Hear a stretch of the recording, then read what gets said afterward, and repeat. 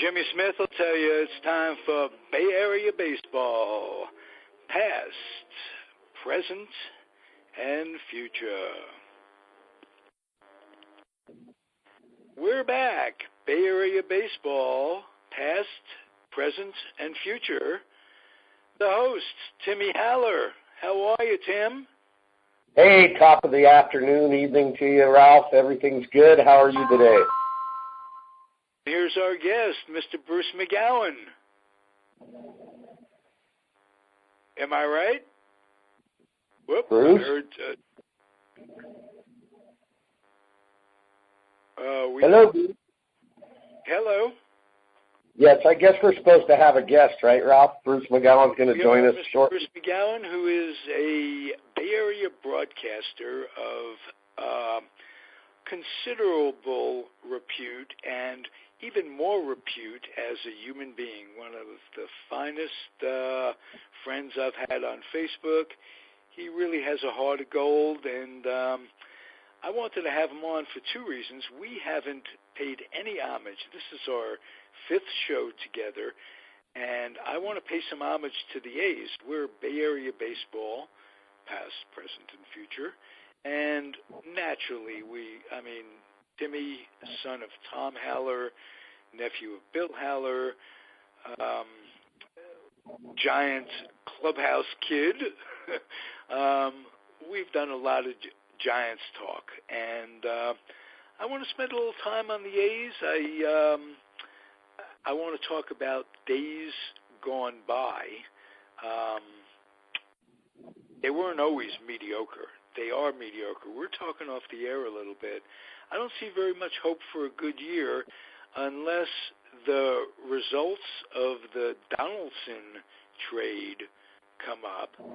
And this kid Chapman I keep hearing about, if he comes to fruition, maybe they have something. And I think putting Coco Crisp in left field is a good thing, and I don't know. I'm just hard for me to get excited about them, as excited as I was certainly in the early 70s when they put together, the last time a major league team put together 3 consecutive world championships.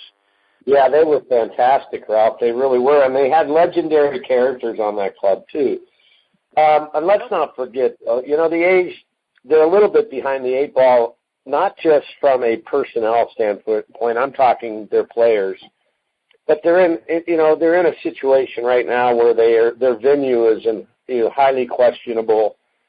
They're struggling to find a place to build a new ballpark. They're contemplating moving out of the city of Oakland, period, altogether. So, it's not a good time to be.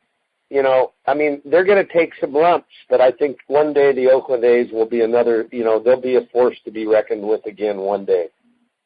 Well, I'd like to pay a little homage to their fan base, which is somewhat a bunch of folks who are as loyal as any fan base going. I mean, they have taken an awful lot of bad stuff, rebuilding, get a team. I mean, Billy Beane's a genius where he can keep coming back, bringing guys in, sending them away, and he's under budget constraint, and they're hurting. But I admire their loyalty, and if we could touch, who are some of the characters on those A's teams that you really dug?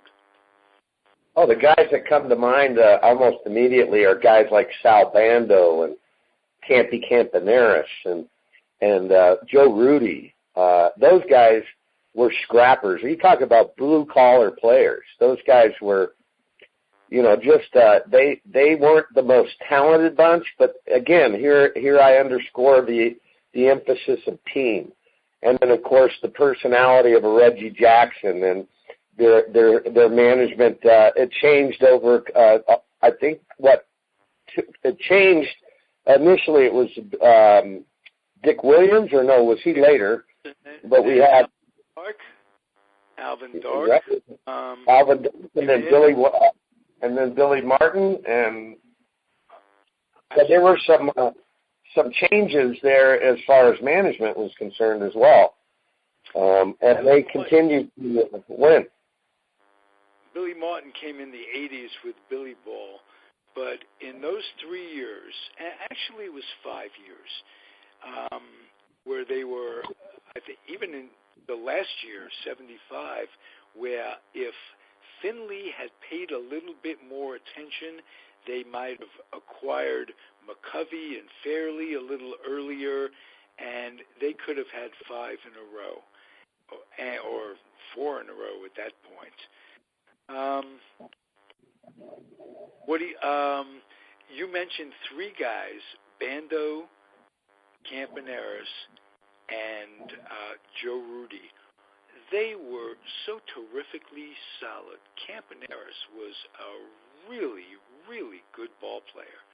And Bando was the captain, and Joe Rudy out in left field. They had North playing center field. Monday originally, Epstein, when they won the first time, they called him Super Jew. I was proud to be a Jewish guy. Koufax wasn't there anymore, and there aren't many. It's not, how many great Jewish players were there? I can only name maybe 3 that immediately come to mind. Well, Hank Greenberg, the great hitter back with Pittsburgh, wasn't he Jewish? He was. He was with Detroit initially. I think he might have finished with Pittsburgh, but Hank Greenberg was Jewish and hit 58 home runs and claimed, and he didn't just claim, sports writers claimed, they didn't pitch to him at the end because he was Jewish. They didn't want him to break Babe Ruth's record. And for weeks at the end of the season, he couldn't get a pitch to hit. There was a tremendous amount of anti-Semitism, not that there isn't today, and prejudice all of us are prejudiced, religious groups, prejudiced, race, creed, religion. It's a crazy world we live in. Back then it was horrible for Jewish people. Al Rosen had to fight his way to the top. He was a terrific hitter in the National League, and I don't know how Sean Green was a heck of a ball player. He played with Toronto and then the Los Angeles Dodgers. Right, I think he had some New York Met time, if I'm not mistaken. And that's possible as well, but he was a Jewish kid, and he was phenomenal. And then, of course, I think the most famous out of all of them was Sandy. Right, and Ryan Braun's Jewish, and there's a whole bunch of guys. And the most interesting Jew in the entire world to me, I don't know if you and I ever talked about it, is Ralph Tyko, who turns out to be Jewish. He's an Italian guy, raised as an Italian, and it turned out when they wrote the book that basically said that Bobby Thompson knew that Ralph Branca was going to throw a fastball. They had an elaborate signal system set up. Herman Franks in the clubhouse in center field with binoculars, and he had a buzzer system, and Sally Vaugh's catcher with the Giants in the bullpen related the signal. And they wrote this book, and it turns out that, yes, he did have a case, still had to hit the ball, even though you knew it was coming, and he could have thrown a curveball, not a fastball. Point is, after the book comes out, somebody does some research, and it turns out that Ralph Branca's mother, who everybody, including the Branca family, thought was Catholic, Italian. She was Jewish, which automatically makes Ralph Branca a Jewish guy. So I don't know how we got caught on that. I don't know if Ralph is in. Well, does that mean Ted Cruz is really Canadian, or I mean, how does that work, Ralph? I don't know, right? Ted Cruz, and of course Obama's is Kenyan. I mean, that's been proven 10 times over, hasn't it? Yeah. So let me ask you this: does it really matter? I mean, shouldn't we just love each other? I know culturally we're so. We want to pretend like we're so diverse, but the bottom line is we're human beings and we should love each other. And wherever this prejudice stuff started centuries, millenniums ago, for whatever reason, for dominance. Fear is most of it. Yes. And you know what? To me, they're all just human beings, and they're beautiful people, and I'm grateful to have their history in my life so that I know, a little bit about them. And this information about Ralph Branca is awesome, because here I am pledging along in my normal daily life thinking he was an Italian guy. Right, and so was he for 85 years. And he had to adjust to it, I'm sure. But, it's been said that people can adjust to some of the strangest happenings. And I guess Bruce didn't make it. We set something up where he was going to call, and I don't know if he was having trouble getting in or what, but Bruce isn't here tonight. I do know he was out earlier on Angel Island. He was posting photographs of Angel Island today on a little hike he took out there, and he could have gotten stuck in traffic going home or something of the sort. I caught him about 20 minutes ago, and he said he'd call at 6:25, and we went on the air, and we're hoping he'd come on. Things probably got messed up. He had a dinner date later on, so he couldn't make it at our general time. And it's possible he got hooked up with Lasky, and they forgot all about it. Absolutely.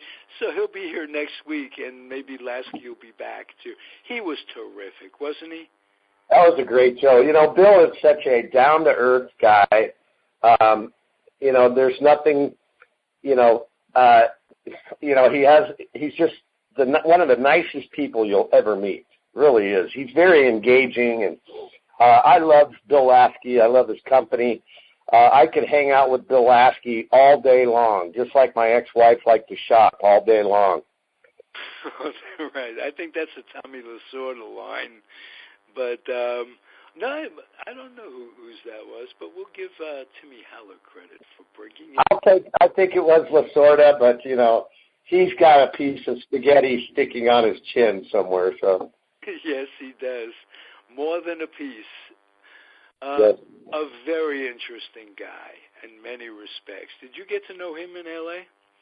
A little bit, and I got to know him later after he was even done managing. I was out in Albuquerque for years. I owned a company there, and I would go to the AAA club, the Albuquerque Dukes, and then later they became the Isotopes, which is an affiliate of the Dodgers. Their AAA affiliate in the Pacific Coast League. And Tommy would come out there on occasion and, take in a ball game, watch some of the young guys, and probably report back to the brass about, talent level or something of that nature. Right. And I would sit down and I'd sit with him for a little while, and we'd talk during the game. And, he's such an engaging guy, too. He's always got something to tell you. He's always excited about everything. He loves Italian food, and he loves wine. I do know that. Well, that's a good combination for an enjoyable evening. I can remember going to the Stick, and it wasn't Mays' catches. It wasn't McCovey's towering home runs that got the biggest response. It was Tommy Lasorda coming out of remember how the bullpen, well, of course you remember, how when you come out of the clubhouse, you come out the right field bullpen. And both teams would come out of that hallway, am I correct? actually the visitors would come out of that tunnel down the right field line, and the Giants came out right there at their dugout. So they had separate entrances, but the visiting team had to go past the bullpen or into the bullpen area to get to the doorway to take them through to their clubhouse. So it was always an interesting sort of setup. Out of all the ballparks that I had gone to, in comparison to other places that the Giants played, they were the only ballpark like that. It was kind of strange, actually. Candlestick had some really quirky things about it. And as I got older, I loved the ballpark. I loved the history of the ballpark, but it was really a pretty awful place to play a game of baseball. It was not conducive. And, the stories I heard was Horace Stoneham came out there on a beautiful, lovely day, and there was no wind, and it was just an absolute perfect Bay Area day, and that was his impression. Had he been there 364 other days of the year, he might have wanted to put the ballpark, maybe in Santa Clara. Who knows? Timmy, I understood it to be that there was some sort of mountain that they leveled that was holding off the wind. And they leveled this thing to make the ballpark or the parking lot or something. I don't know what it was, but I do know that the heaters that they were supposed to have under the seats never worked from day one. So, well, I know that it worked well in the dugout. Underneath the seats for the fans, that I don't think ever even happened. I do know that the visiting dugout did not have a heater, and that was purpose, on purpose. Those guys used to freeze so badly and bundle up. They would be bundled with blankets and towels in a night game in the middle of June or July. It was the worst place. You would have rather have played baseball in Alaska, which I happened to do one summer. The weather was nicer in Alaska than it was at Candlestick Park. Well, in the summertime in Alaska, it could be beautiful. And what was the old poem? Winters in San Francisco, the coldest. Summers in San Francisco, the coldest winters I ever spent. I think that's a Mark Twain reference, but yes, I you know what? Candlestick Park had its own personality. I mean, it absolutely, and I think in a lot of ways, that was part of the sort of a curse that the Giants had, being in that ballpark, not being able to really win. In 1962, of course, they got to the series, but it was a long time before they even saw the postseason after that. So Candlestick Park, oh yeah, now it is nothing but rubble. I think they're building some low-income housing out there and doing some things to improve that little stretch of land. But rest in peace. It was. I can remember seeing garbage swirling like a tornado. That's how the wind blew, and guys would just get turned around. The ball. It was very, very difficult. And Willie was, again, it always comes back to either Willie Mays or Jackie Robinson whenever you talk baseball. But Willie was a magician out there, and he handled it well, and nice times. What do you remember about the 89 series? The 89 series, unfortunately, the thing that comes to mind, obviously, is the earthquake and how unsettling that was. But I do remember that the Oakland Athletics were an incredible ball team. Everywhere you looked on that club, they had conceivably an all-star. That's the kind of team that they had, led by Tony La Russa. They were, of course, with the Bash brothers and all of that, but they were a great team. They really were. And the bullpen, Eckersley was phenomenal. Yeah, Henderson in center field, and I think it was Walt Weiss at shortstop. They were a very, very good ball club. And I think they were a better ball club than the Giants. I absolutely believe that they were. Their starting pitching, was phenomenal. But then when you had to face Henderson and you had to face Canseco and McGuire, those guys at any given moment could spread open the game, for you if you're on the A's. Those guys could change the whole complexion of a game with one swing of a bat. So. And they had a guy named Carney Lansford who was, again, one of those guys who the A's seemed to get solid.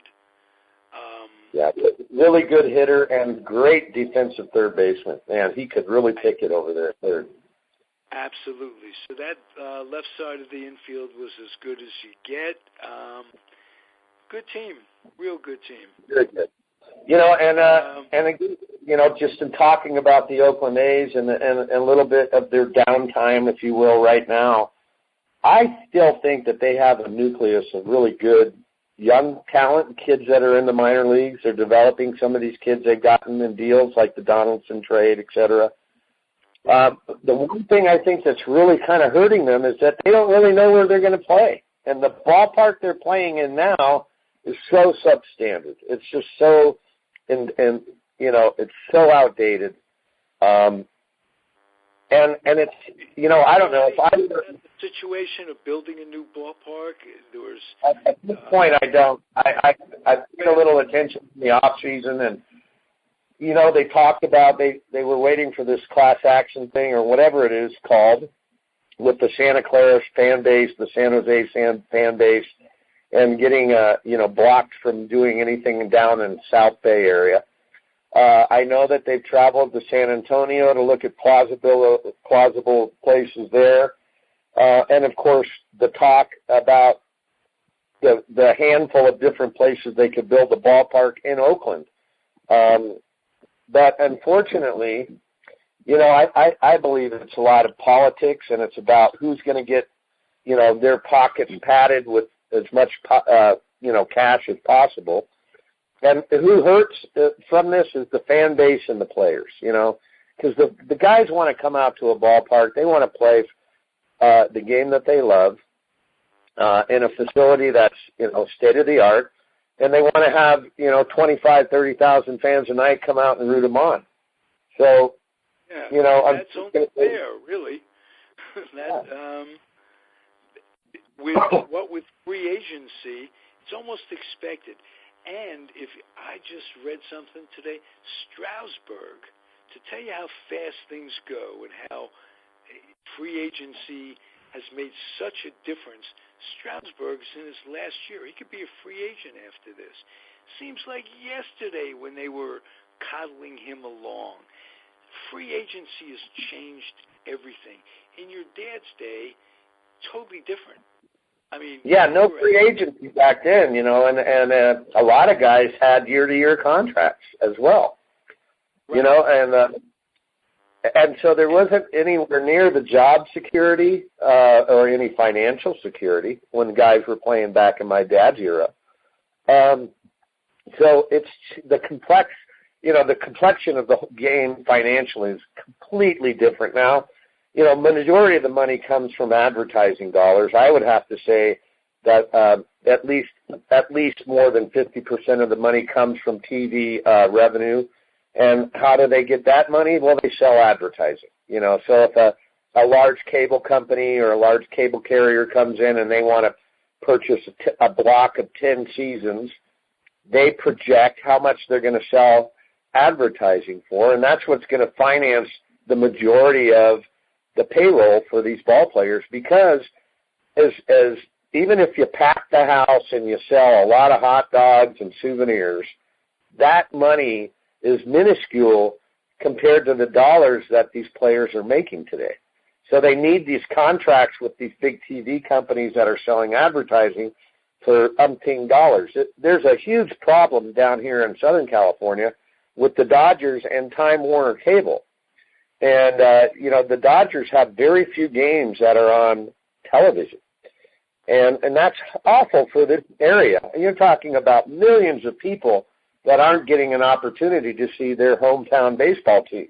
The Angels have a nice little deal. It's advertising in the whole world for the Dodgers, too. Absolutely. And because these these two factions are so greedy, the Dodgers and Time Warner Cable, that they can't come to some sort of an agreement. And it's not about the fans or the baseball game. It's about them and how rich are they going to get. And that's just what's sad about it. It's too bad. And here we're going into the last season of Vin Scully. Despite the face. I mean, exactly. And here you've got a Hall of Fame broadcaster, his last season in Vin Scully, and they can't even put aside their selfish desires to honor a man that has really elevated the sport, the game, over the last 7 decades. I don't know how long he's been, he's been broadcasting. In the early 50s, I think. Yeah. So 6 decades, 60-plus years, I think he's been doing this. He's 88 years old. Right. Unbelievable. And if you or anybody out there want a treat, go to YouTube and you find Vin Scully doing the last inning of Sandy Koufax's perfect game. It is unbelievably superb. That's the only thing I can say. Like a painter with a brush, and he's doing oils on a canvas. Absolutely. You can close your eyes, lay back in your lounger, your Strata lounger, and listen to Vin Scully describe a perfect game. Oh, it was, and he's going with the time, and it's 10:05, and da-da-da-da-da. Unbelievably well done. John Miller, the Giant announcer, terrific. You would think, I love John Miller. He is great. Yeah, John Miller's great. But you hear Vin in his prime, and you go, holy Toledo. And I grew up listening to Red Barber, and Barber was great, understated, just terrific. But Vin is Vin, and yeah, fans are missing him in his last year. That's nothing. That's akin to a team moving and that kind of thing. Well, it's the end of an era, that's for sure, and it's going to be sad to not have Vin Scully on anymore. I'll tell you that just from my own, from my standpoint, Vin Scully is huge to me, and as far as a broadcaster and what he's done for the sport, especially for the Dodgers, because he's synonymous. Did you interact with him personally when your dad? On occasion, Vin was a little different than, let's say, like the Lon Simmons or Dwayne Kuiper. Vin, it's not that these other guys don't take their job seriously. But one thing Vin Scully has always done, and this is something that I don't know if a lot of the general public knows this or not, but Vin never got close by choice with any of the players. He never talked to any of the guys. And a lot of people don't know that. They don't realize it. Because he said that it would make him, as far as broadcasting and being objective, it would throw him off. And he is much more of a businessman in terms of research and, the stories he tells you about the history of a guy, where he comes from, these anecdotes that he talks about each player, where he's from, and what kind of things he had to deal with as a kid growing up, that kind of thing. He's doing that all on his own on research. It's not because he sat down and talked to the guy. And that's what makes Vin Scully so much different than, say, a Dwayne Kuiper, who is so interactive with the players today. He's friendly with them, and he sees them every day before the ball game. Vin is always in a Countess Mara sport coat, very well, clothed. He's got the finest of the haberdasher thing going on. The hair is perfect. The voice is, just magnificent. But Vin took it as like he was the CEO of broadcasting. That was sort of his approach to things, and that's why he's so great. Yeah, planning, that's a lot of it. preparation, having your notes, having it down.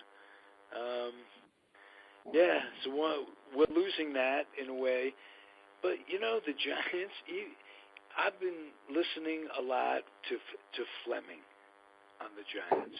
He has come so far. He is so really good.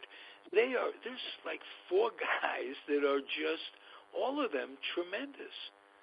Kipe. Yeah, they really are. They really are. And I think Dave Fleming is really, he's much better than what his age is. He seems, and it could be because he's around those guys. It could be because he's around professionals. I think it could be like his 10th year already. This is the 17th year of AT&T. That's it. I know. Time just flies by so fast. Absolutely. And I remember when they were building it. We all went for that final series at Candlestick and had dinner at Momo's across the street from down the left field line, and we were given a tour of the new ballpark, and it was a goodbye to Candlestick kind of event, weekend event for ex-people and current Giants and the Giant family. And, it seems like yesterday that we were doing that. And now we're in the 17th season at AT&T Park, and history has been made. Park is like L.A. They have kept it in immaculate condition. The L.A. Park, you would not know. That's like 50 years. That's 60 years. That's craziness. How time flies. But you wouldn't know it in the park. They keep it beautifully. I'll give them that. It's just so, and they've all the additions and all the new construction they've done at that ballpark. It just is. That is the temple of baseball. It really is. And there's something about when you walk into Dodger Stadium and there's nobody there. It's almost like going into a synagogue or a church, and you can hear a pin drop. There's something sacred about Dodger Stadium, and it's just because the O'Malleys had a vision, and they worked so well with the city planners and all of the people that were involved in the development of that ballpark and where they put it in Chavez Ravine and how they built it up into the mountains. It's really amazing what they did down there. Now they need to get a winning product on the field. Right. And they're trying to figure that out. I think they're in the process of trying to figure it out. Well, I think they made a good choice in Dave Roberts. That's a very level-headed guy, and he's not a flamboyant guy, and I think that's what they need. I think they need stability, and see what happens. It's going to be a long season. I think the Giants are odds-on favored in the West. Do you agree? I do. I hear a lot of other guys talking about the Diamondbacks. I just don't think, and especially now, their center fielder broke his elbow again, the same elbow he had broke a couple of years ago. Pollock broke his elbow. He was out a year last year. Right, and he along with Goldschmidt, really were the catalysts offensively for that club. But, I think I don't think the Diamondbacks have what it takes yet. I really don't. Just because they added Greinke, that doesn't make them a championship ball club. I think that they have extremely brilliant baseball people in Tony La Russa and Dave. What's the right-handed pitcher's name? We were just talking about him with Oakland. Stewart. The right-handed Dave Stewart. I think those two guys, along with the other compliments that they have in the front office, that team is on the verge of really impressing a lot of people. But I don't think that they're there yet. No, they're not. This was a big blow. You lose a center fielder who can really go get the ball, and you're a second, third best hitter. You got some, and this late in spring training, you got some problems. And I think because of that, I think that the Giants are, favored. I do. I even if even if he was healthy, I don't think they have the oomph yet to get over that hump, you know. But who knows? That's why they play the game. There's 162 of those darn things, and at the end of all that, they're going to pull out a few clubs to go on and play in the playoffs. And, you know, the Diamondbacks could catch lightning in a bottle, and they could just roll, because that's the way baseball is. You know, it's contagious. Winning is contagious. You put a couple of wins together, and then these guys start to believe in themselves, and you never know what can happen. You just don't know. What's your favorite opening day memory? My favorite opening day memory. You know, there's been a few of them, so it's hard to probably pinpoint one particular one, and I'm trying to do that. You know, the festivities of opening day, it's always exciting internally for me that they're starting the season. But I've never really gotten too involved or too hooked up with the whole, all the fanfare of opening day. You know, all the paint on the field and all the other stuff. It's just another game, really, when you boil down to it. So I'm going to probably say opening day 1980, when I was a junior in high school, and I was, you know, working in the clubhouse and doing bat boy and ball boy stuff. It was a beautiful, I believe it was Thursday or Tuesday afternoon at Candlestick, and it was a nice spring day, very light breeze. The house was packed. It was loud, and I think we're the San Diego Padres, if I'm not mistaken. Yeah, they always used to play the Padres. Bruce McGowan, was that Bruce? They always used to play the Padres. Always. That was the opening day. I don't know why they. Yeah, I don't understand why they never played the Dodgers. It was always the Padres. Why the Padres? Come on. Let me introduce you properly, Bruce. Bay Area broadcast icon, Bruce McGowan. How's that? Oh, man, you're too kind. Well, you know, I can't be too kind. No, that's true. There's not enough kindness in the world, Ralph. Absolutely, but you are terrific, and you've had a storied career, and you know Tim very well. You've been on I do. the show. How are you, Bruce? Good to see you. Good to talk to you, man. How you been doing? Let me ask you this, old-timer. How was Angel Island today? That's what I want to know. Oh, God, it was so pretty. It was just beautiful. It was like being out in the middle of a garden. Yeah, I love your photographs. But anyway, I'm doing well. I'm glad you're on the show today. Yeah. Wife is just getting ready for a little Angel dinner. Island in last July, and it was our first excursion together. It was brown. It was before the rains. I want to know, because we want to go back, but we want to go back when it's green. Is it lush and green again? Oh my God, it's so green, and there's so many flowers out there right now, Ralph. Wow. It's just spectacular. It's, you know, I mean, it's the perfect time to go out there. Spring right now is its height here in the Bay Area. That's why it's great that baseball season is starting up, and I'm really excited. I always get excited about baseball season, even though I'm getting, you know, much older than I was when I was a kid going to games, you know, when it was really special. I still get a little kick out of going to opening day, whether it's the A's or the Giants. It's always fun. I wish the A's had an opening day, though. They always insist on playing at night, which I just don't think opening night is right for baseball. It should be opening day. Don't you guys agree? Absolutely. Absolutely. No question about that. It should be and the World Series should be played in the day. Thank you, Ralph. Thank you. I couldn't agree with you more. Kids don't get to see it. It's the big game. I mean, just what it's wrong. They're nuts. The All-Star game should be a day game. It just you're right. You're absolutely right. But, you know, it's all about. Well, I was going to say it's all about TV ratings. You know, that's the unfortunate part of the world today of sports. It's all about TV. Just a minute ago, yeah. You'll be amazed at this. Timmy was telling me how Time Warner and the Dodgers are at odds, where Vin Scully in his last year they're not televising games. You don't get to hear Vince Scully because both corporate entities are at odds with each other. They're cutting off their noses to spite their face.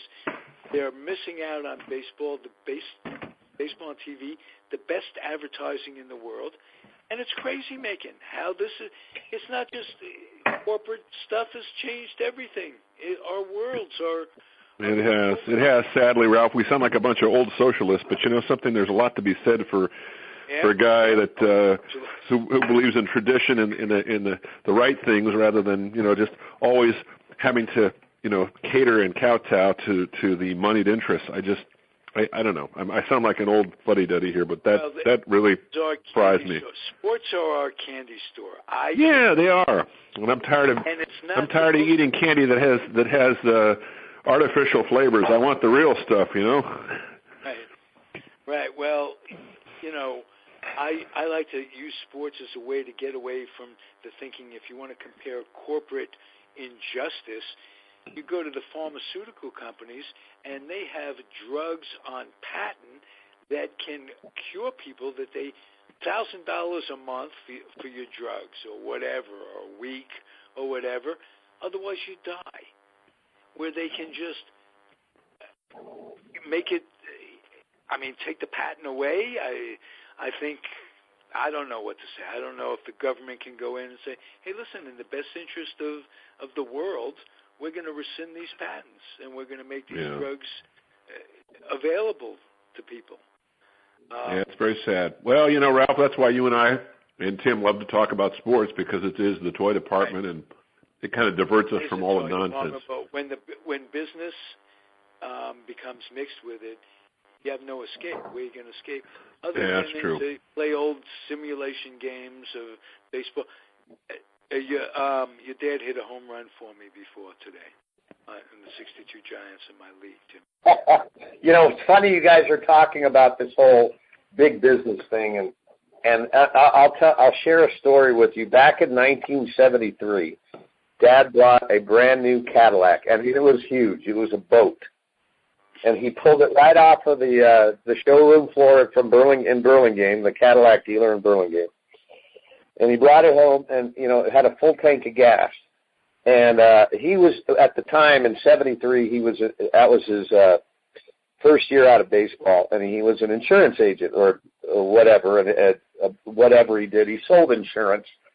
And he drove down to Menlo Atherton or Menlo Park every day to his office in this big, huge Cadillac. This thing was just huge. And he, all week long, he's back and forth. And one night at dinner, he's saying, "I don't understand it, but my fuel gauge is like I've got a half a tank of gas. I haven't had to put any gas into the car." And, my mom says, "Well, maybe you should take it down to the dealership and see what's going on." Well, apparently he bought one of the prototype cars with this fantastic carburetor in it, and they had to take the car back because they didn't want the general public to have a 50 miles a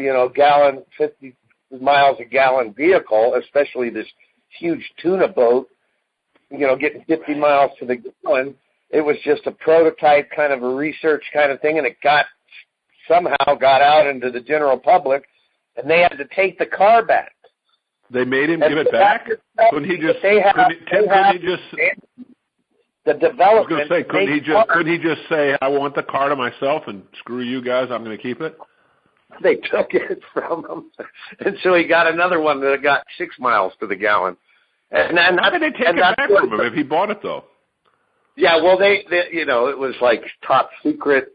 We made a mistake. This got out of whatever. They made a mistake back in Detroit. I know that, to get that car out here, but that just underscores what we're talking about. We're talking about big business and the government's influence over that big business, because if cars are getting 50 to 100 miles per gallon, what happens to the fossil fuel industry? Of course, we can't have that. If the Dodgers are trying to buy TV rights, but the only carrier is Time Warner Cable, and they want $8.7 billion, they balk at that. It's always Everybody about the balk, and they don't realize. And we hear it's for the good of everybody. Baloney. It's hurting everybody. It's absolutely, especially with things like exhaust and fossil fuel and those types of things. But hey, Tim, before we get into this too heavily, I just want to say I want to tell our listeners how much your dad was such a good guy to deal with from the media standpoint. He was always agreeable, accessible. You could go into his office anytime and talk to him. I always had a great relationship with Tom Haller, and I really appreciate the fact that the Giants have had people like Tom Haller and Al Rosen and Brian Sabian, people that knew baseball, that loved the game, and that had a nice connection with people like ourselves who appreciated the game and wanted to talk about it with them. And he was always willing to share stories and tell me what's going on with the team. And I just want to tell you, as your son, you should be proud of the fact that your dad was not only an outstanding player, but just a real gentleman, a real, a good guy. And I really want to, acknowledge that to you, because I think that's something that you should be proud of as a son, Well, I really appreciate that, Bruce. And he's with me every day. My dad was an exceptional human being. Yeah, great. He played baseball, wonderful, fantastic, all of that stuff. But as a human being, my father is still probably the greatest role model I ever had, and just simple things like dealing with people and the respect he had, the love he had for people. He was an example to me, and I'm grateful for that. I appreciate your kind words. No, he was a nice guy. He was a good guy, and he had the right attitude about life. One of my memories about being a Giants fan that I'm very proud of.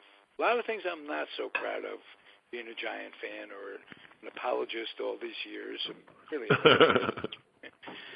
is that when I guess it was 61, I remember hearing that your dad, I've told you this before, I don't know if you know this, Bruce, was the first player that I could ever remember hearing about. I don't know, it made such a big deal.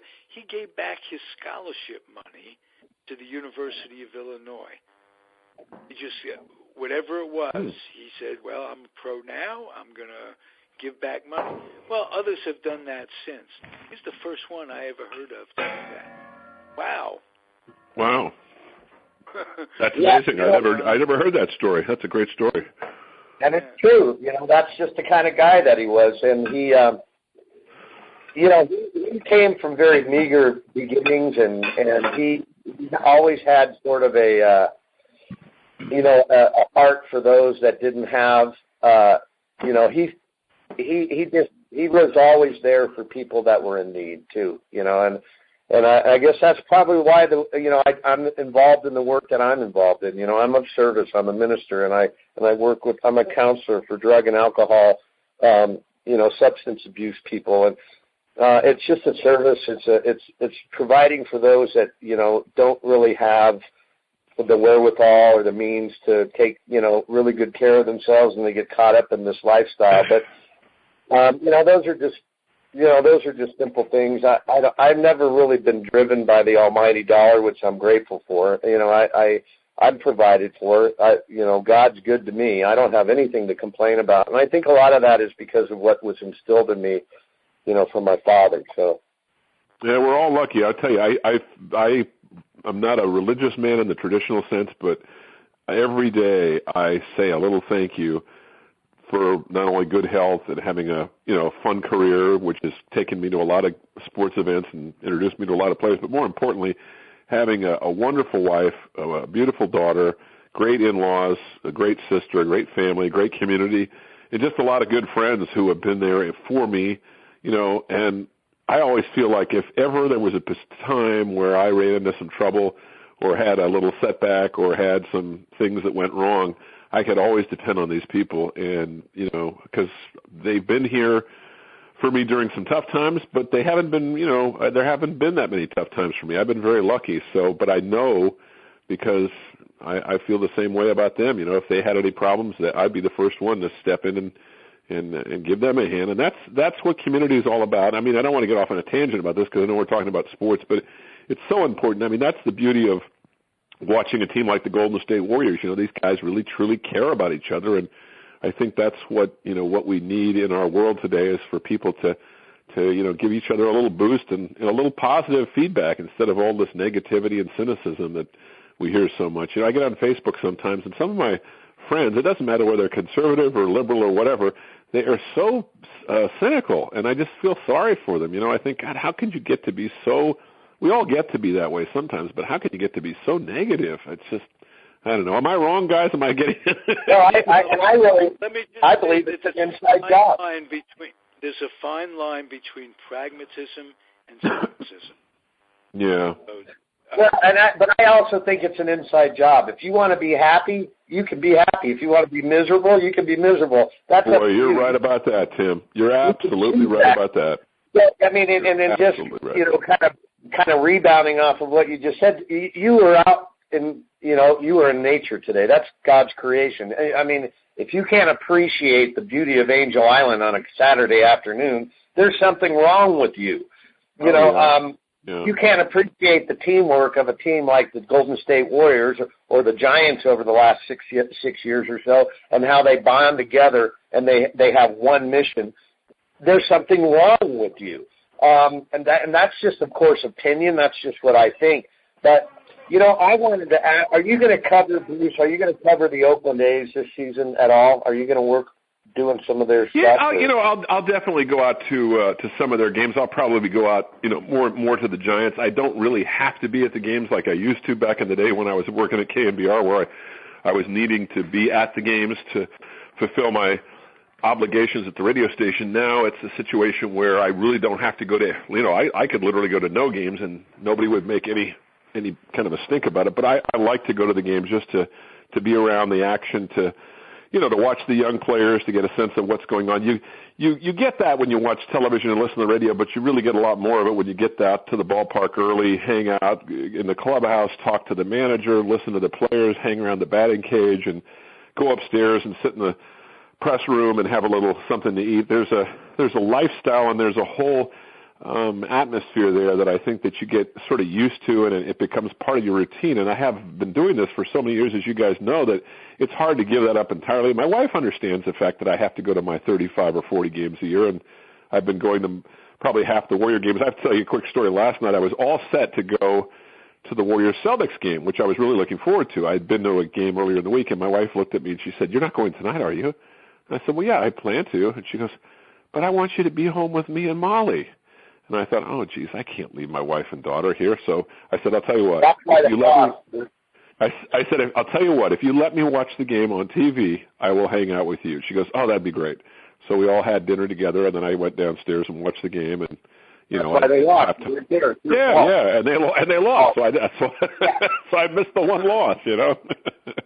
So let me ask you this, Bruce, of what you've had an opportunity to kind of assess and evaluate and observe the 2016 Oakland A's.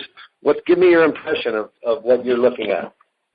Well, as far as the A's are concerned this year, I think, they've got some good young talent. I really like their shortstop, Marcus Semien. He improved greatly over the second half of the season. His fielding was much better after the first half. He looked like he couldn't handle anything out there, but his hitting is pretty good. They've got some good young pieces there. I mean, Sonny Gray is outstanding. Their bullpen is much improved. Stephen Vogt, maybe a little long in the tooth, but he's a leader on the field and in the clubhouse. I like Josh Reddick. I'm glad they've hung on to Coco Crisp, even though Coco's not the same player he used to be. I think he's good for the younger guys. And Billy Butler's a fun player to watch. And, they're the kind of team, unfortunately, that everything's going to have to fall in place for them to be just a 500 team. I think more likely they're going to be a little below 500. But Bob Melvin and Ron Washington, what a great pickup it was to get Ron Washington back.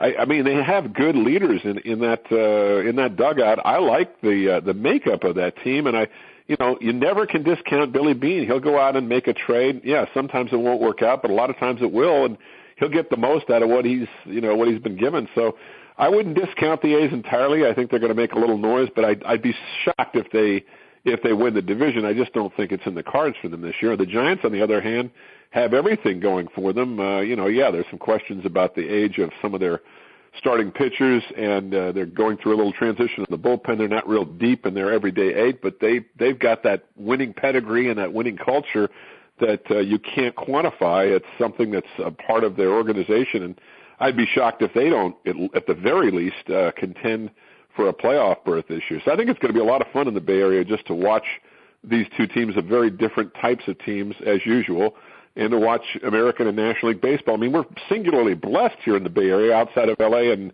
New York and Chicago. Where else do you have a place where you can see, 162 games and two different types of baseball? So we're very lucky.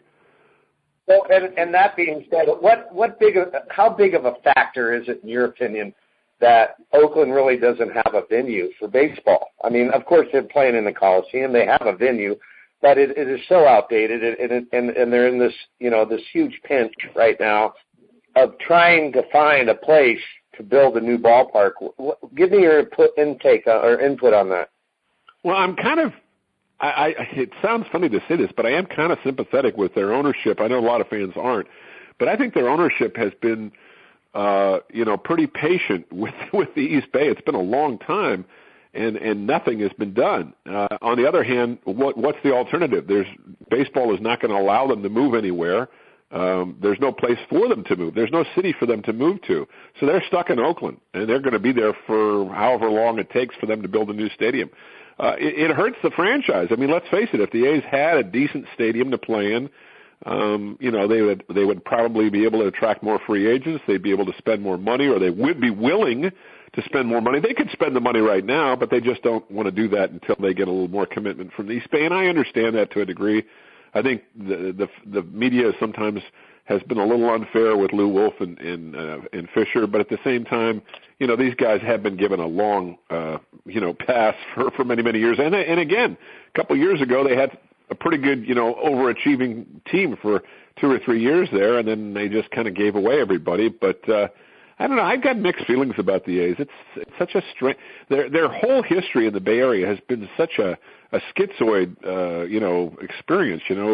Great teams in the early 70s, great teams in the late 80s, exciting teams in the early part of this century, but then long periods of hopelessness and a lot of downtime. So I'm not a big fan of American League Baseball. I hate the DH. I just don't like it. Yeah, I think I think it cheapens the game. It's half a player. If you can't bat, you shouldn't be playing. I'm sorry, pitchers. Maybe people don't like to see pitchers bat, but it changes the whole strategy of the game. You talk to any manager, and Tony La Russa mentioned this when he went over to manage St. Louis. He said, I really much prefer managing in the National League because there's a lot more strategy involved, and I think it takes away from the game.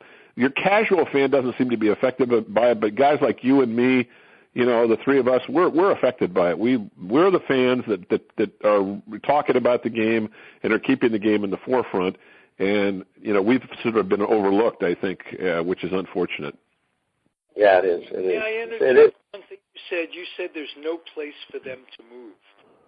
No, there isn't. Where can they go? I mean, there is no city that has a stadium that is ready for Montreal is not going to put them in the. They're not going to move to Montreal. Come on, let's be real about it. There's no stadium up there for them to move to. They're not going to move back into that awful dome. There's a big push. There's a big push to get a team back. I think. Well, I'm sure there is, but they're not going to get a team back up there. If they get a club, it's going to be Tampa Bay. It's going to be Tampa. They're going to go up there. It'll keep the whole divisional thing in line. If they if they pluck a team from the West Coast to go back east, it's going to really screw up the whole chemistry of the divisional play.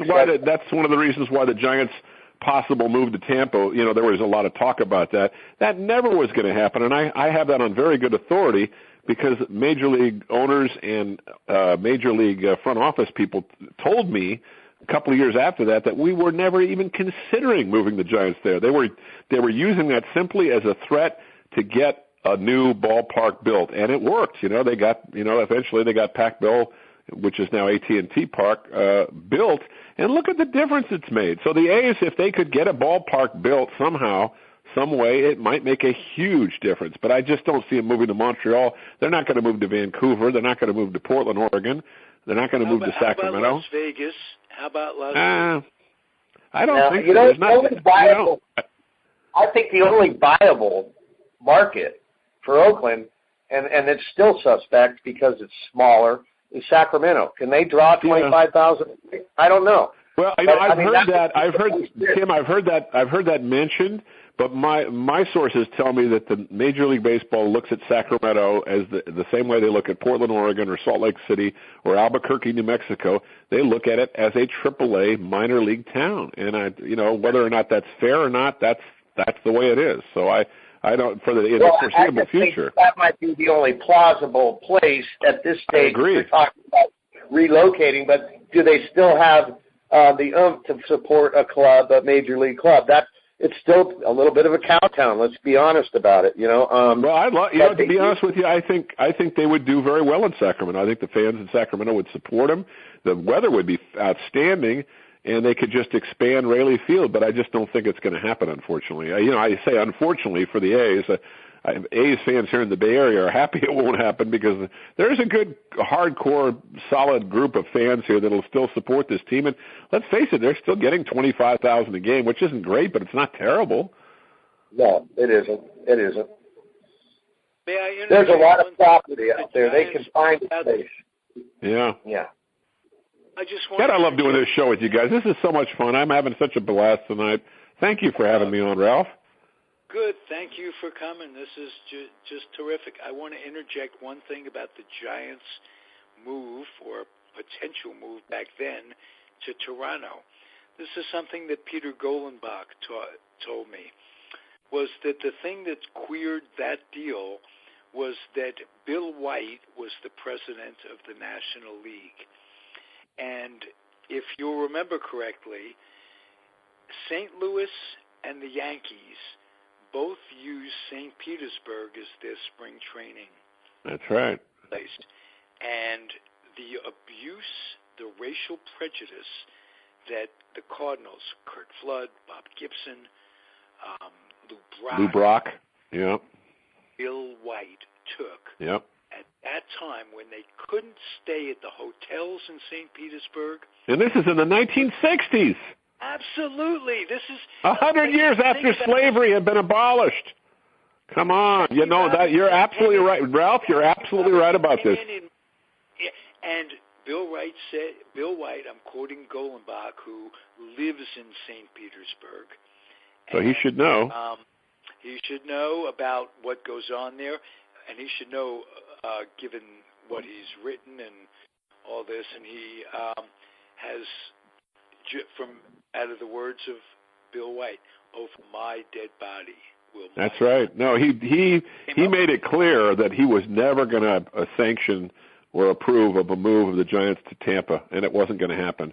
And let's face it, if the Giants moved to Tampa, that would have screwed up the whole geographical alignment. Can you imagine the Giants playing in that awful Suncoast Dome on that artificial turf? That would have been a travesty, an absolute travesty.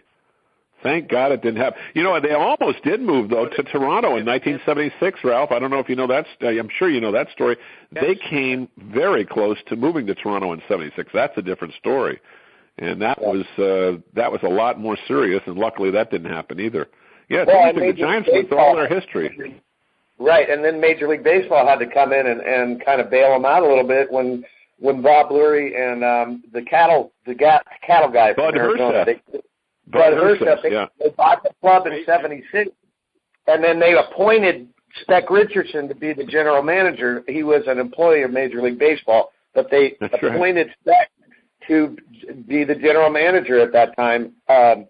And that, you're right, that's a whole different story about that move in 76, or the non-move. It's interesting you bring that up. Bud Herseth, the cattleman, he was the guy that supplied, I think, $3 million. Bob Lurie had the other $3 million. They bought the team for $6 million, which, sounds like nothing in this day and age, but back in 1976 it was a fair amount.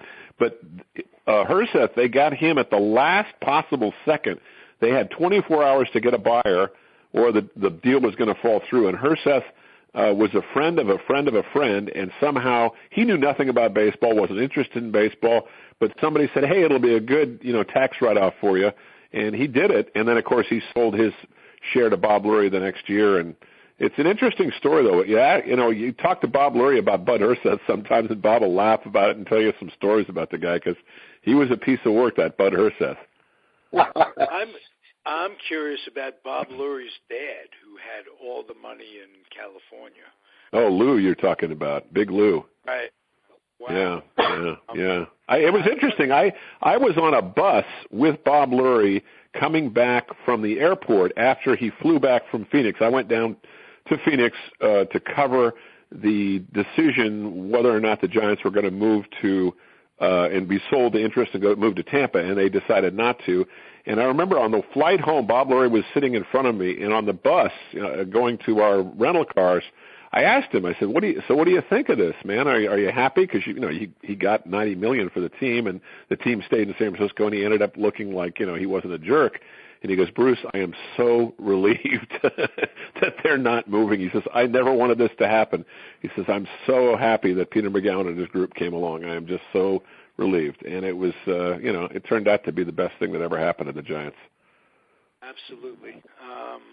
And what a bit, we were talking about the stadiums, the differences in the stadiums between L.A. and up here. They're both gems. It's been 17 years, and it looks brand new. And it does. With the L.A., I call it Chavez Ravine. Chavez Ravine, yeah. Chavez. That's got a nice ring to it, doesn't it, Ralph? Chavez Ravine. Right, as opposed to the stick. The stick. We're going to go out to the stick. What the heck is that supposed to mean? Or even worse, the shtick, which is... The shtick. Well, I never remember as a kid. I don't know if Tim is a little younger than me, and Ralph, you're about my age, but I don't ever remember Candlestick being referred to as the stick until well into the 1980s. And then I think, everybody loves to use little catchphrases and slang, and I think that's where I think somebody in the media probably started that whole thing. But well, yeah, and that's almost like somebody calling. Well, yeah, but that's almost like somebody calling San Francisco Frisco. Oh, I hate that. I hate you that. You don't want to go there. Yeah. And having grown don't want to go there. Every once in a while, I think I've slurred the stick. But you know what? I hold it sacred. It is Candlestick Point. It is Candlestick Point. That's right. It's like calling the Warriors. It's like calling the Warriors the Dubs. There's something about that just sounds cheap. Oh my God! I don't like that. Call them the Warriors. Call them Golden State, or call them the Bay Area's team, but don't call them the Dubs. That just sounds stupid.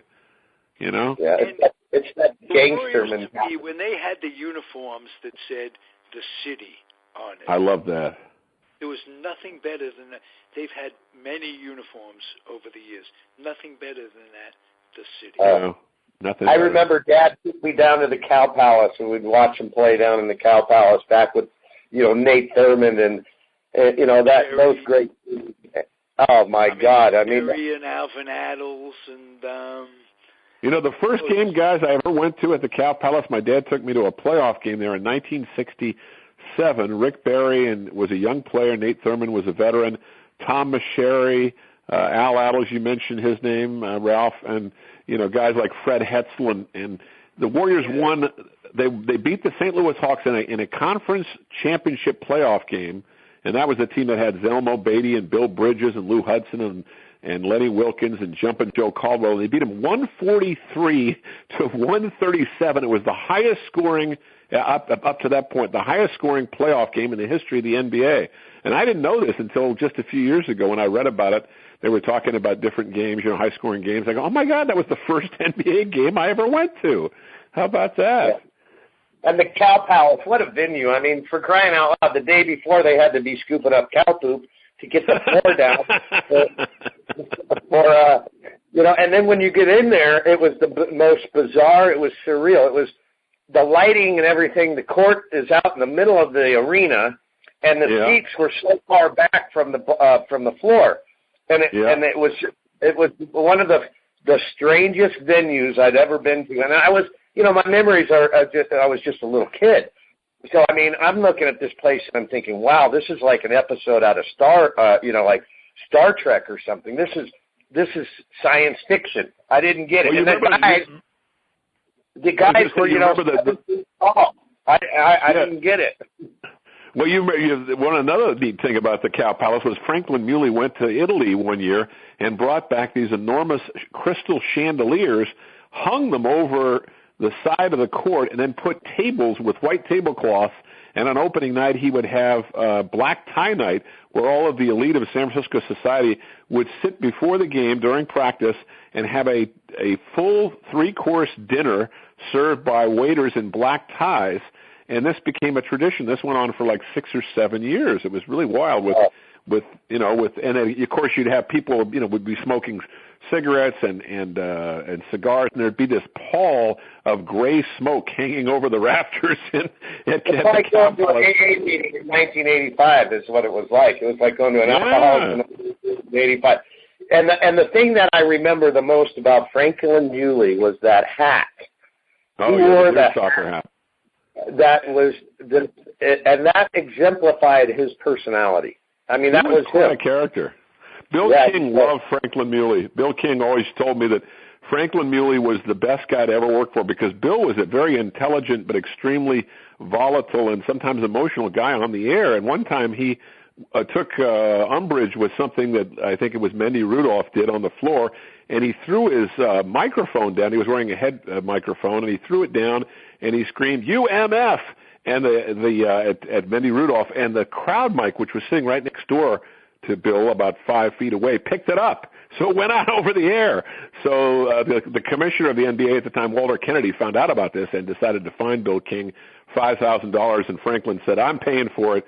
And from now on, you can tell, and Bill said, "I feel really badly, Mr. Muley, that I cost you $5,000. He goes, "Don't worry about it." He goes, "The next time the commissioner asks me for $5,000 to muzzle my announcers, he could stuff it." Let me tell you, you guys may not remember that Franklin Muley produced the Giants broadcasts. That's right. Out here. And that's right. He hired Lon Simmons. That's right. Russ Hodges came out from New York, and he hired Bill King too to be the third man in the booth. Right. Yeah. So, right. Bill King was the third man in the Giants radio booth from 1959 to 1962, and then he became the Warriors announcer. So, and Bill was a young guy. Bill. Oh, go ahead. No, I was going to say Bill was a young guy, and he said it was. He told me in later years how much fun it was to be around a couple of veterans. And Lon wasn't that much older than him, but Lon had been doing it a little longer. Lon and Russ were just the best of friends, and Bill said he always felt like he had walked in to, like a little saloon where these two guys would sit around and tell stories. Before the game, they'd tell stories during the game, and then after the game, he said they would go to the Curly Grieve press room and have a couple of drinks and talk more baseball, and that was just the way they were in those days. Yeah. We were really blessed to have some of the players too. Yeah, that's right, the Raiders. You're right, Tim. We were blessed to have guys like we had some of the greatest voices of sport in the Bay Area, and to be able to listen to them through the generations, through the decades. I mean, we really had some of the greatest announcers in all of sport. Oh, we did. And we still have some good ones, but nobody talks about Lindsey Nelson, the old New York Met announcer who came out here for a couple of years. Class guy. He was a nationally renowned announcer too. Yeah. He just didn't fit in. I don't think that it's tough. It's tough to come here from another market. Yeah, it is. Especially when you're established somewhere else. Exactly. And it took a little while, and eventually he left, but because I don't think he really adjusted well. And his style was just so much different. And you can say that about a lot of guys. I don't know how well Bill King would have done in St. Louis, and I don't know how Lon Simmons would have done in Chicago. But Harry was actually out here. Did you? I don't know if you guys knew this. Harry Carey did the Oakland A's for 1 year with Monty Moore. I think it was 1970, just 1 year, and then he went back to do the White Sox. This is after the Cardinals had fired him, and of course Al Michaels, a young Al Michaels, was the Giants announcer, the lead Giants announcer in 1974, 75, and 76. So we've had some pretty good ones come through here. Pearsall did the A's for a while with Harry. That's right. Not mistaken. And who else? I just had somebody on the tip of my tongue. Red Rush. Remember Red Rush? Red Rush. That's who it was. Absolutely. Yeah. Red Rush came out here. Had some class out here for sure. Oh yeah. One of the guys I always liked on the Giants, he never really got much respect, but he was a local guy and he played in the same high school backfield as O.J. Simpson, was Joe Angel, who did the Giants in 77, 78 with Lon, and then came back with his old buddy John Miller. And the 13 games, I think I told you this guy's story, I got to fill in for 13 games in 2003, which was the fulfillment of a lifetime dream. I got to work with Joe Angel, and what a nice guy. You know, not a great announcer, but solid, but just a sweetheart in the booth. I mean, he was so gracious and so helpful, and during a break, he told me, he looked at me, he goes, Bruce, I just want to tell you, you're doing a great job. He didn't have to say this. He says, you're doing a great job. Keep it up. And I just thought, wow, you know, what a nice thing to say. Joe is a lucky guy. You know, and he's had a long, very distinguished career back in Baltimore now, too. So. Yeah, that's right. No, that's exactly right. I think it's back in Miami, if I'm not mistaken. Well, he did the Marlins for a while. I think he did the Red Sox for a while. He did the Orioles, I think, a long time. Right. Yeah. Yeah. And as you say, he played in the same backfield with O.J. Simpson. Isn't that amazing? Can you imagine him and O.J. in the same backfield? How about that? By the way, not to get off on a tangent, but have you guys seen this TV show on Fox about the O.J. trial? It's really interesting. I mean, it's the characters that are playing. John Travolta's in it, and Nathan Lane is in it, and I'm trying to think. Cuba Gooding is terrific as O.J., and you know, it's just fascinating. They did a great job. Yeah, they really have. My wife is addicted to it. I sat home. This was in 95, 96. Uh-huh. And I was the stay-at-home dad. My son was like 5, 6 years old. Oh, sweet. It was just incredible theater on every level. And, you know, he got off, and everybody's saying, well, he got off, and this, that, and the other thing, and justice is blind. No, justice was served by him getting off. It showed that police people can't fabricate evidence. They can't add to what they have just to assure a conviction. They can't do business like that. It changed the way things were done. So he got what was due him. He also had a tremendously skillful group of lawyers. You think about it, F. Lee Bailey, Shapiro, and of course the guy Courtney Vance played, Johnny Cochran, was brilliant. You know, these guys knew every little trick in the book. They pulled out all the stops. The two guys with the DNA came in there. Scheck was his name, Barry Scheck, and not on the air. I'll tell you a story. My mother ran into Barry Scheck in the airport once, and he had to address her in a manner that wasn't really, she wasn't expecting. Oh, my goodness. On the other hand, well, she just made a stupid remark, you know, like, you know he's guilty. Why would you defend him or something like that? Yeah. Something she shouldn't have said, and right. He took her to task. As well he should. Well, you know, it's funny with O.J. O.J. gets off on that one, but then he gets thrown in jail for something kind of stupid that he did, and he's still in jail now for it, I guess, all these years later. So yeah, he is. He is. Yeah. He has severe health problems, and yeah, he does. He's not doing well at all. Said about karma. Yeah. It's very sad to see what happened to O.J., though, because I interviewed O.J. several times over the years. You know, he's a San Francisco native, and he'd come to Giants games and Warrior games once in a while. He's a very charming, likable guy, but there was a dark side, obviously, to him that we didn't know about, and, you know, it's sad. I mean, it's just, you think about it, he had the world by the tail, and he just somehow, something was wrong, obviously. So yeah, the guy that shot me that I got to know a little bit, in the minors was Kirby Puckett. Oh, what a sweetheart. What a nice guy. And he had some bad stuff go down. He had some bad stuff, too. But if you were in the media, I remember going up to him once before a game, and this was early in his career when he wasn't really well known. but I'd heard some things about him. And I said, Kirby, do you have a minute to do an interview? And he goes, what's your name? I'd love to do the interview. Who's it for? Just like, right. He was like a big puppy dog. He was just a sweetheart. Just a sweetheart. What a tragedy. I want to ask you, right before I ask you about your, just an Oakland A memory from way back before we close this out, I want to ask you about Rick Barry now that I have you. Oh, sure. Enigmatic guys. He is. And an incredibly astute basketball person who had a way of explaining things that was excellent. But there was something about him that's prickly to all. How about that? Well, that's a good way of putting it. Rick is the classic, what I would call contrarian. You say something is black, he'll say it's white. You say something is brown, he'll say it's green. Rick loved to argue, and Rick loved to engage in argument and debate. And you know something? Rick was usually right, and that used to drive people crazy.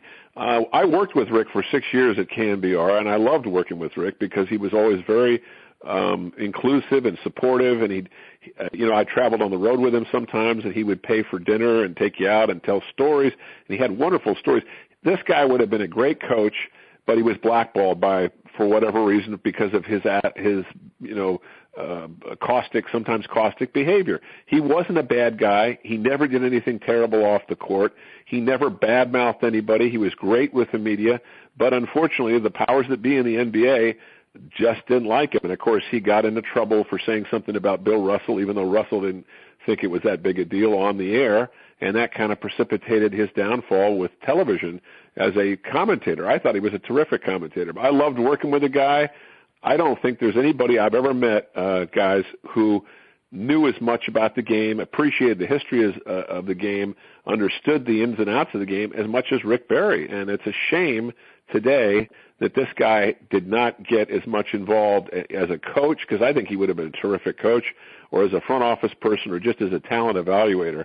And it is kind of a strange story because his career was strange. I mean, he left the Warriors at the height of his career when he was a young player, had some injury problems in the ABA, came back to the Warriors, led them to a championship, then left him a second time. Frank Lemuley was so pissed off at him, he wouldn't retire his number. They had to wait 20 years before he got it retired. So he's had kind of an odd career, but hey, look, as far as what he did on the court, you can't argue that this guy was one of the best. And I will say this again, because I've gotten to know him and work with him. I like the guy personally, and I always found him an interesting person. So that's just one man's opinion, though. Absolutely. Now, give me an A's memory that sticks out in your mind of any era, something that you'd like to leave us with, because this has been terrific for both you guys. You know, Timmy, we got a good life here. This is fun. Huh? Oh yeah, this is great. This is great. The one thing and I want Bruce to close out on this, but the one memory that I have out of all the wonderful Oakland A memories that I do have is the day Ricky stole third base at Yankee Stadium. I think it was at Yankee Stadium. Randy Velarde was playing third base, but he broke the stolen base record. And he got up and he took the bag and he put it over his head, and they stopped the game, and the lady went out to interview him right there, and he said, "Today I am the greatest in the world." And I just thought, that's right. If you know Ricky Henderson, and he is a great guy. He really is. And he's very misunderstood. You're speaking the third person. Today, Ricky is the greatest guy in the world. Today, Ricky is but today I am the greatest in the world. And everybody that didn't know him and just heard that would think, what an arrogant, no good, selfish kind of person. He actually was so excited and happy and elated, it just didn't come out right. And sometimes Ricky's had that issue with just not getting his words straight. And people, misunderstand it because of that. But that, to me, eclipsing the stolen base record, and what an incredible ball player he was. I mean, we could go on, forever talking about Ricky Henderson and what he did. But he studied with someone very, very hard for very many weeks for his Hall of Fame induction and his speech. And he was very proud of how he came off that day, and he did a good job. I was pleasantly surprised because Ricky wasn't the most well-spoken guy, but he had what we call Ricky speak, which was an unusual way of talking, but it was special. And I will say this: when Ricky broke that record, that was actually at Oakland. I was there covering it. It was in 1991, and it was the one year they didn't go to the playoffs during a 4-year period. But it was a special day. My special memory, though, goes back to 1974. I had just gotten out of college. I had just returned home. I went to a Monday night game. The place was sold out. Gaylord Perry was going for his 17th win in a row. He'd had some, stretching back to the year previous when he was with Cleveland. And he was locked into a real tight game. I think it was 2-2 in the 8th inning. And a rookie who had just come up from the minor leagues, who was a local guy by the name of Claudell Washington, got the game-winning hit in the bottom of the 10th inning. And that was a great moment. It was not a great moment for Gaylord Perry, but it was a great moment for the A's and for Claudell Washington. And, of course, they went on to win their 3rd World Series that fall. But for some reason, that game stands out in my mind of all the A's games I've been to more than any other game. I saw a couple of World Series games. I covered the 89 and 90, 88, 89, and 90 World Series in their entirety. I went to some of the games in the 70s, but that game, for some reason, that one stands out in my mind. It's interesting how, your own memories are crystallized. Certain games just have a tendency to stick in there, and that's one of them. That's a great Let me give you mine real quick. Is the 1973 World Series. I'm a Met fan, living out in California. Went to that 6th game, and Jack Benny threw out the first pitch. I don't know how Finley hired him or I remember why. that. That was funny. But Jack Benny threw out the first pitch, and I was running an insurance agency in Danville at the time in a previous incarnation or whatever, and certainly not Cardation by any stretch. You were wearing a carnation in your buttonhole there. In my buttonhole, yes, that's yeah. There you go. It was, and quite painful, I might add. But I digress. So I take a client or somebody I was recruiting to sell or whatever. I take him to the game and I drive him, and I'm excited. He's excited. He's having a good time. This is a guy who used to play basketball for Indiana, Lucius Allen's. Oh yeah. Yeah. So I think this guy has some competitive spirit. Well, they lost the game. Excuse me. And I knew they'd lose the next day. The Mets lost the game. You're talking about, yeah. Bad loss. And I'm coming back in the car, and he said, well, he tells me that there'll be other games, and look at the bright side. Didn't we have a good time? And I'm what I am now, spirited fan. And no, I didn't have a good time, particularly. And I couldn't believe that he would be just, yes, everything's fine, everything's good. I remember that like it was yesterday, 1973. That's funny. And, what did you have to hold your tongue when he said that? You just said, oh boy, because he's a client. I don't holding my tongue, Bruce. I think you know me better than that. I love it. Guys, it's been such a pleasure talking with you two. I love it. It's been always enjoyed doing this. You're awesome, Bruce. Hey, I'm going to be up in the Bay Area in the end of June for the Phillies series. We're going to have a 30. So what I need to do is make sure that if we don't talk to each other prior to that, I got to make sure that we connect when I'm up there. You know what we should do, guys? Sometime we should go out to the ballpark and just record a show from the ballpark. That's what we should do, the three of us. I concur.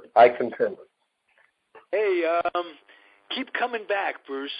I know. Anytime. You give me a holler anytime. I'm yours because I'm not at KGO anymore. They fired all of us, and so I'm looking for some part-time.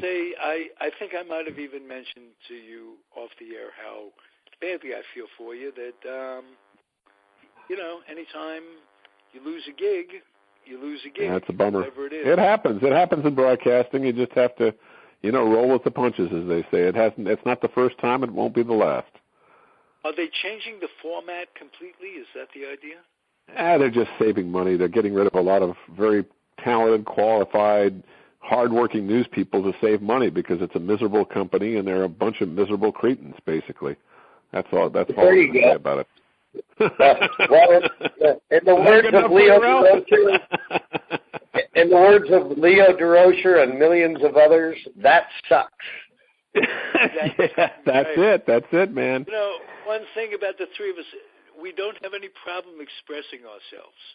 As you get older, I think that helps. It's probably a product of our age. We get to a point where why hold back? What if you have something to say it.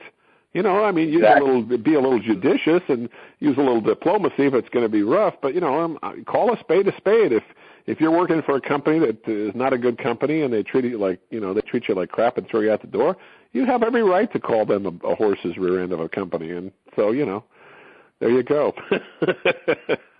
Absolutely.